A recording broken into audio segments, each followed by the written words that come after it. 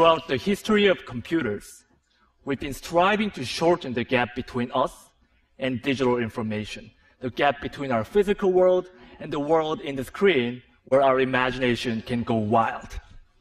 And this gap has become shorter, and even shorter. And now this gap is shortened down to less than a millimeter, the thickness of a touchscreen glass. And the power of computing has become accessible to everyone. But I wondered, what if there could be no boundary at all? I started to imagine what this would look like. First, I created this tool which penetrates into the digital space. So when you press it hard on the screen, it transfers its physical body into pixels. Designers can materialize their ideas directly in 3D, and surgeons can practice on virtual organs underneath the screen. So with this tool, this boundary has been broken. But our two hands still remain outside the screen. Then how can you reach inside and interact with the digital information using full dexterity of our hands? At Microsoft Applied Sciences, along with my mentor, Kerry Blanche, I redesigned the computer and turned a little space above the keyboard to a digital workspace. By combining a transparent display and depth cameras for sensing your fingers and face, now you can lift up your hands from the keyboard and reach inside this 3D space and grab pixels with your bare hands. Because Windows and files have the position in the real space, selecting them is as easy as grabbing a book off your shelf. Then you can flip through this book while highlighting the lines, words on the virtual touchpad below each floating window. Architects can stretch or rotate the models with their two hands directly. So in these examples, we are reaching into the digital world.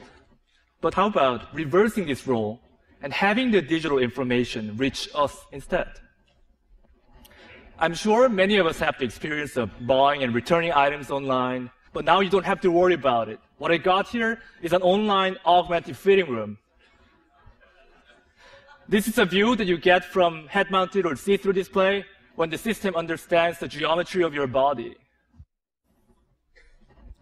Taking this idea further, I started to think, instead of just seeing these pixels in our space, how can we make it physical so that we can touch and feel it? What would such a future look like? At MIT Media Lab, along with my advisor Hiroshi Ishii and my collaborator Remy Post, we created this one physical pixel. Well, in this case, this spherical magnet acts like a 3D pixel in our space, which means that both computers and people can move this object to anywhere within this little 3D space. What we did was essentially canceling gravity and controlling the movement by combining magnetic levitation and mechanical actuation and sensing technologies. And by digitally programming the object, we're liberating the object from constraints of time and space, which means that now human motions can be recorded and played back and left permanently in the physical world. So choreography can be taught physically over distance, and Michael Jordan's famous shooting can be replicated over and over as a physical reality. Students can use this as a tool to learn about the complex concepts such as the planetary motion, physics. And unlike computer screens or textbooks, this is a real, tangible experience that you can touch and feel, and it's very powerful.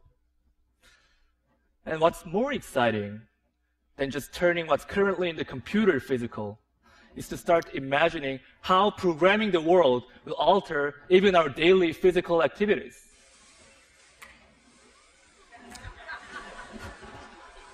As you can see, the digital information will not just show us something, but it will start directly acting upon us as a part of our physical surroundings without disconnecting ourselves from our world.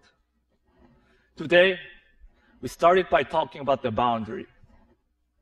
But if we remove this boundary, the only boundary left is our imagination.